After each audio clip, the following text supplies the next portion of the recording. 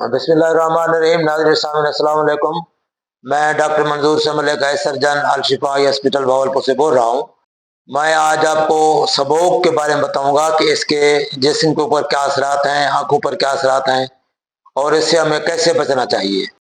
तो पाकिस्तान में अब और ख़ासतौर पर पंजाब में आजकल समोग शुरू हो चुका है। तो समोग असल में कैसे होता है और इससे क्या इसके असरात हैं हमारी बॉडी के ऊपर, हमारी जिस्म के ऊपर, हमारी आंखों के ऊपर, तो इसके बारे में आपको थोड़ी मालूमात देंगे और इससे बचने के तरीके और हम कैसे अपने आप को सेफ करें इसके बारे में बताएंगे। तो समोग असल में ये जो फॉग होती है, सिंपल फॉग प्लस जो फिजा में आलूदगी है, जब ये कम्बिनेशन इसका होता है तो ये स्मोग की शक्ल अख्तियार कर लेती है।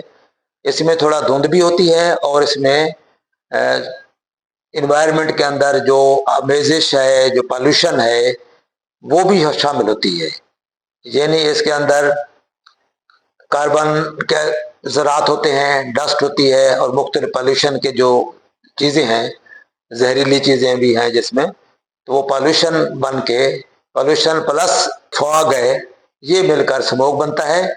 और स्मोक के जो असरात हैं फिर जिस्म के ऊपर इस तरह होते हैं कि ये आमतौर पर दमे के मरीज़ हैं, सांस की नालियों के भी मरीज़ हैं, तो उनको फिर ये जो स्मोक है काफ़ी तंग करता है, उनकी बीमारी में शिद्दत आ जाती है और इन दिनों में उनको सांस लेना भी मुश्किल हो जाता है। इसके अलावा इन्फेक्शन हो जाती है और आँख की और जिस्म की एलर्जी के चांसेस काफ़ी ज़्यादा है। नज़ला ज़ुकाम बढ़ जाता है, एलर्जी हो जाती है, गला ख़राब हो जाते हैं। और आँख के लिए स्मोक जो है वो ज़्यादातर बायस बनती है एलर्जी का और इन्फेक्शन का, क्योंकि इसमें मुख्तलिफ केमिकल के अलावा इसके अंदर बैक्टीरिया भी होते हैं, वायरसेस भी होते हैं, सारी मिली जुली चीज़ें होती हैं। तो इससे इन्फेक्शन का रेट भी बढ़ जाता है और ख़ासतौर पर एलर्जी का चांस बहुत ज़्यादा हो जाता है। तो इससे कैसे बचा जाए? ख़ास तौर पर एक तो आप गैर ज़रूरी तौर पर घर से बाहर ना निकलें, अपनी खिड़कियां दरवाजे बंद रखें और ज़रूरी काम के लिए बाहर निकलें। और अगर निकलें तो एक तो मास्क का इस्तेमाल करें, दूसरा सन ग्लासेस का इस्तेमाल करें। और जब भी आप बाहर घर से वापस घर आते हैं बाहर से, तो अच्छी तरह अपने हाथ और मुंह को साबुन या अच्छी किसी साफ इसके साथ वॉश करें, धो लें, ताकि अगर आपके हाथों में या आंखों पे, मुंह पे अगर कोई इस तरह की जो डस्ट पार्टिकल हैं या कोई भी एलर्जन लगे हैं तो उनको अच्छी तरह आप साफ कर लें। अच्छी तरह आंखों को भी धो लें। प्रोटेक्टिव ग्लासेस, सन ग्लासेस लगाएं ताकि आपको एक्सपोजर ना हो डस्ट का, स्मोक का। उसमें चूँकि एलर्जन होते हैं, मुख्तलिफ केमिकल होते हैं, मुख्तलिफ इन्फेक्टिव एलिमेंट्स होते हैं, तो उससे बचने के लिए आप सन ग्लासेस का इस्तेमाल करें। और वापस आकर अच्छी तरह हाथ मुंह धोएं, अच्छी तरह अपने आप को साफ करें, आंखों पे पानी के छींटे मारें ताकि आंखें आपकी साफ हो जाएं। तो इस तरह करने से आपका जो है काफ़ी सारा आप अपने आप को बचा लेंगे और एलर्जी का एलिमेंट भी कम हो जाएगा और इन्फेक्शन का रेट भी आपका कम हो जाएगा। इस तरह आप अपने आप को आप सेव कर सकेंगे। इसी तरह के जो दमे के मरीज़ हैं या एलर्जी के जो खांसी के मरीज़ हैं, उनको भी मास्क का इस्तेमाल काफ़ी फ़ायदा देगा।